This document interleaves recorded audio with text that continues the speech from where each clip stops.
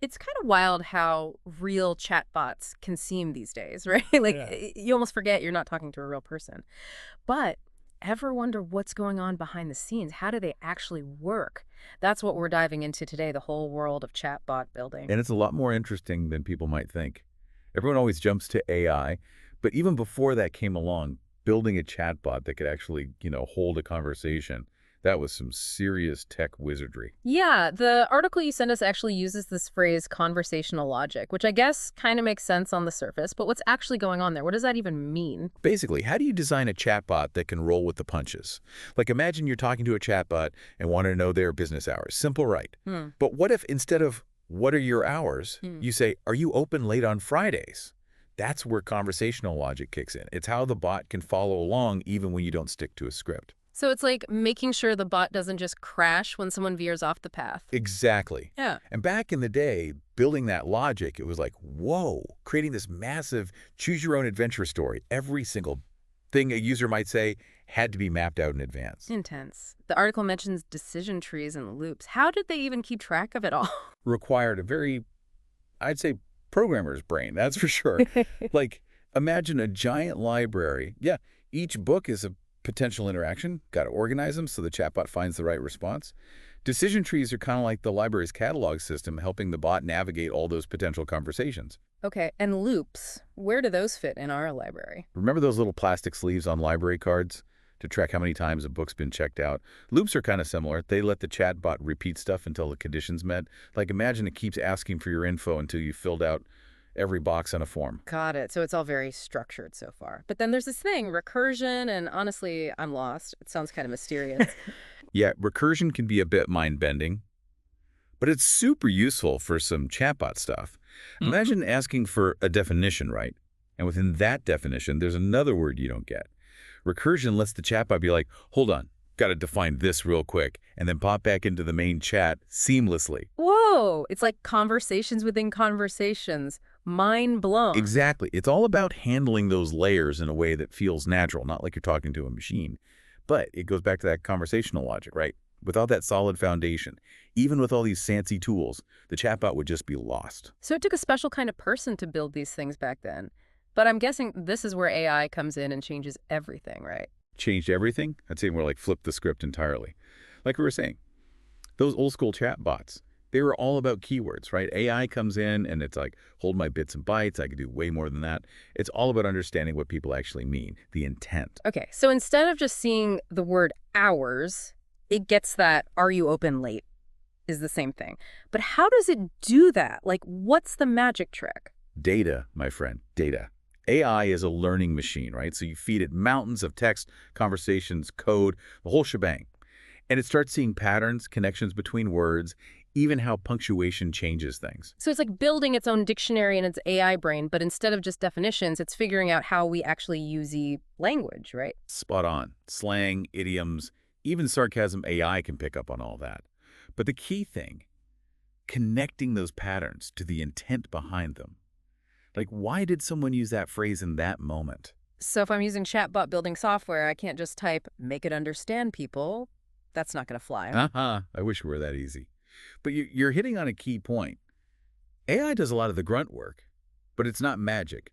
We still got to train it, fine-tune it, make sure it's not getting things mixed up. So it's like AI gives you the ingredients, but you still need a chef to make it into something amazing, not just a bowl of flour and eggs. Now you're talking. Remember how those old chatbots would get confused by different ways of asking the same thing? The article gave that example about business hours. AI can now handle, what are your hours? Are you open late? Yeah. Even, can I still swing by for coffee? It gets that they're all about the same basic need. That is a game changer. And speaking of which, the article also mentioned contextual understanding. Is that connected to this whole intent thing? 100%. Context is king, right? AI can now follow along with the conversation, remembering what's been said before, and use that to give you a smarter answer. Wait, so it's not just understanding each sentence separately. It's like actually piecing together the whole conversation as it goes. You got it. Think about talking to a friend, right? You don't repeat every single detail from your day. You expect them to follow along, remember what you've said. It's shared understanding. Like, if I say, I just got back from Italy, and 5 minutes later I ask, how do you like my tan? You're not going to be confused. Exactly. And now chatbots can do that too. Connect those dots, keep the flow going just like we do. Mm. Makes it feel less robotic, more natural, and it opens up so many possibilities. Remember your preferences, give you personalized stuff, even guess what you need before you ask. This is seriously blowing my mind. Sounds like AI basically reinvented the whole chatbot game. But here's the big question. If it's this good, do we even need skilled chatbot builders anymore? Can't we just let the AI handle it all? That's the big question, right? Like, is chatbot building even a real job anymore? Or just hit go on the AI and call it a day? Yeah, the article actually wrestles with that a bit, and it's not so simple. It's not a yes or no, more I like, like there's nuance, I feel, yeah. there you go. Okay, so think of it like this AI right now. It could probably write you a decent poem, maybe even a song. But could it write, like, an entire Broadway musical? Okay, I see what you mean. AI can handle the building blocks of language pretty well now, but the really interesting stuff, that human touch creativity, knowing what makes a conversation actually gripping, that's still irreplaceable. So for companies out there right now, if they're like, we need a chatbot, what should they even be looking for in a builder? With AI in the mix, what separates the pros from the amateurs? Biggest thing, the good ones, they get that AI is a tool, like a hammer, right? Right. Doesn't build you a house just by existing. You got to know how to use it. They don't just plug it in and pray for the best. They take the time to understand what the business is really about, who they're talking to, what's the goal AL of this whole chatbot thing. So it's not just make it talk, it's make it talk in a way that makes us money, right? Exactly. A good builder can zoom out and see the big picture. How can this chatbot not just be chatty, but get people to actually BUY stuff or book appointments or whatever the company wants?